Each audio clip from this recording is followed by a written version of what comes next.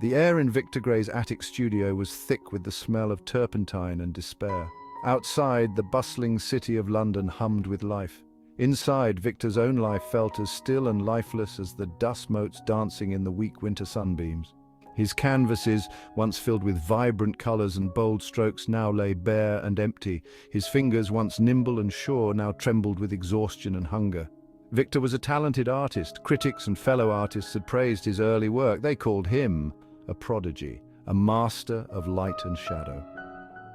But talent didn't pay the bills. It didn't put food on the table. His last shilling spent, his stomach gnawing with hunger, Victor felt a wave of despair wash over him. He looked at the blank canvas before him, a mirror reflecting his own growing emptiness. "Is there no one out there to help me?" he whispered into the silence. A low chuckle, seemingly born from the shadows themselves, answered his plea. Victor whirled around, his heart pounding.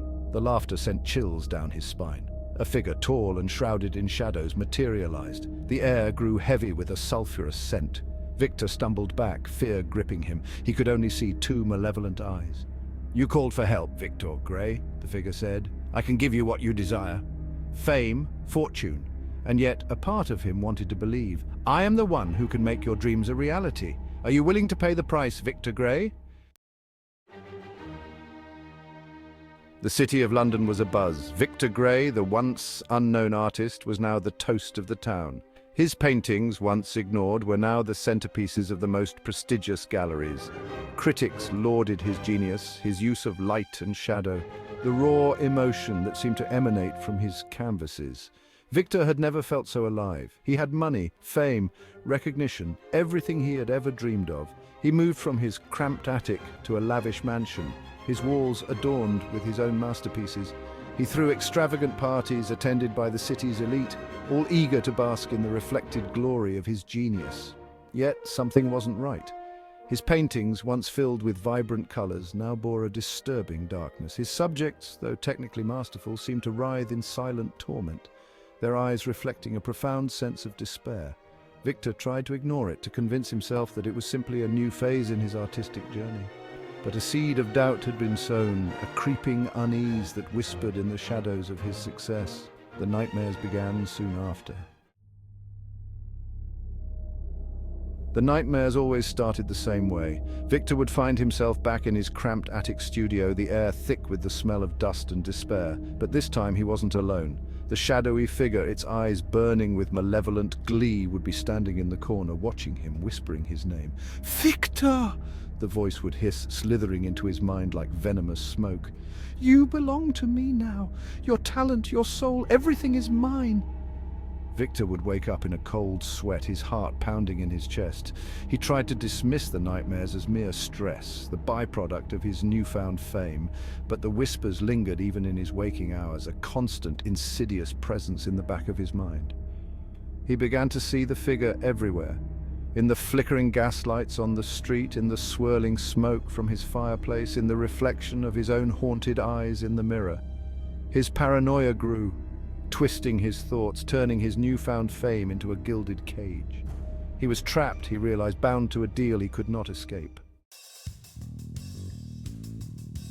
Section 5. The Colors of Madness. His behavior became increasingly erratic. He dismissed his servants, accusing them of plotting against him. He alienated his friends and patrons, his once charming demeanor replaced with suspicion and anger. His art, once celebrated for its beauty, now shocked and disturbed. His canvases became battlegrounds for his tortured psyche. Gone were the vibrant colors and delicate brushstrokes. In their place were grotesque figures, twisted and contorted in unimaginable agony. Demons and devils leered from the canvases, their eyes burning with the same malevolent fire that Victor saw in his nightmares. The art world, once enamored with his genius, now recoiled in horror. His patrons, once eager to buy his work, now shunned him, whispering rumors of madness and demonic possession. Victor, isolated and consumed by his paranoia, retreated further into his own private hell. He was a prisoner in his own mind, the walls closing in, the whispers growing louder with each passing day. Section 6. A Brush with Insanity. Victor's world shrank to the confines of his studio. He became a recluse, shunning all human contact. His only companions, the demons that haunted his waking hours and tormented his dreams. He painted feverishly, driven by a desperate need to capture the horrors that plagued his mind. His canvases became a testament to his descent into madness. They were no longer works of art, but rather grotesque cries for help, windows into a soul slowly being consumed by darkness. He saw the devil's face everywhere he looked, in the brushstrokes, in the paint splatters, even in the grain of the canvas itself. He tried to destroy his paintings, to erase the images that haunted him. But the canvases seemed to mock his efforts, the demonic figures staring back at him with a triumphant glee. He was trapped in a nightmare of his own making, his talent, his very soul, forfeit to the devil he had so desperately sought to escape. The line between reality and delusion blurred.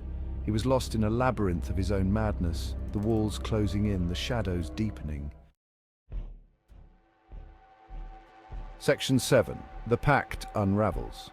Driven to the brink, Victor made a desperate attempt to break free from the curse. He sought out priests and exorcists, anyone who might be able to sever the unholy pact he had made. But their prayers and rituals were useless. The devil's mark upon his soul was too deep, the price of his ambition too high. He tried to destroy his own work, to erase the tangible evidence of his damnation, but the paintings seemed to resist his touch, the canvases burning his fingers like hot coals. The demonic figures he had created seemed to mock his efforts, their eyes following his every move, their silent laughter echoing in his ears. His once luxurious mansion became a prison, its grand halls echoing with his tormented cries. The servants had long since fled, terrified by his madness. He was utterly alone, abandoned to the consequences of his Faustian bargain. And then, on the anniversary of the fateful night he made the deal, the devil returned to collect his due. Section 8. Dance with the Devil. The air in the studio crackled with anticipation. Shadows danced menacingly in the flickering candlelight. Victor sat slumped in a chair, his eyes hollow, his body ravaged by his tormented existence. He knew why the devil had come. He had known all along. "The time has come, Victor Gray," a voice boomed through the studio, each word laced with icy malice. The shadowy figure materialized before him, no longer a figment of his imagination, but a terrifying reality. Its eyes, burning like hot coals, seemed to bore into his very soul. Victor could only manage a weak nod, his throat too dry to speak. His heart hammered against his ribs, a frantic drumbeat in the silence of the room. He had expected fear, terror even, but all he felt now was a strange sense of relief. The torment, the nightmares, the crushing weight of his guilt, it was all about to end. "You have fulfilled your end of the bargain, Victor Gray," the devil continued, its voice a low guttural growl. "You achieved fame, fortune, and recognition beyond your wildest dreams. But now it is time for you to pay the piper." Section 9. Doomed for eternity. The devil extended a clawed hand. Victor didn't resist. He placed his trembling hand in the devil's icy grip, the touch sending a jolt of pain through his entire body. He closed his eyes, bracing himself for the inevitable. But instead of pain, Victor felt a strange sense of detachment. He watched as his body crumpled to the floor as if it were nothing more than a discarded garment. He looked down at his lifeless form, a sense of eerie dispassion washing over him. He was free, free from the torment, free from the guilt, free from the prison of his own making. But his freedom came at a terrible price. He was now bound to the devil for all eternity, his soul forfeit, his talent twisted into a mockery of its former glory. As the devil's laughter echoed around him, Victor Gray realized the true cost of his ambition.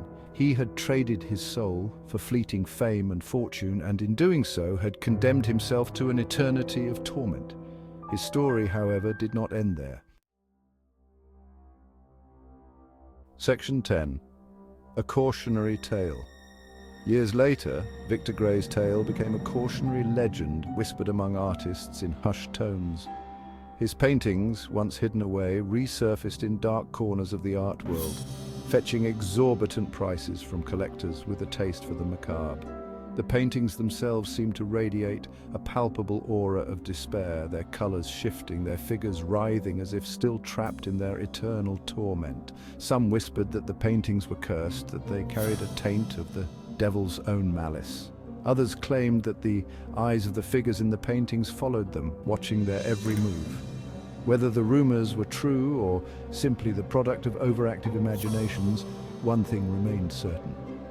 Victor Gray's story served as a stark reminder of the dangers of unchecked ambition and the price one might pay for daring to make a deal with the devil. His tale became a warning, a chilling whisper in the dark, reminding all who heard it that some dreams, no matter how alluring, are best left unfulfilled.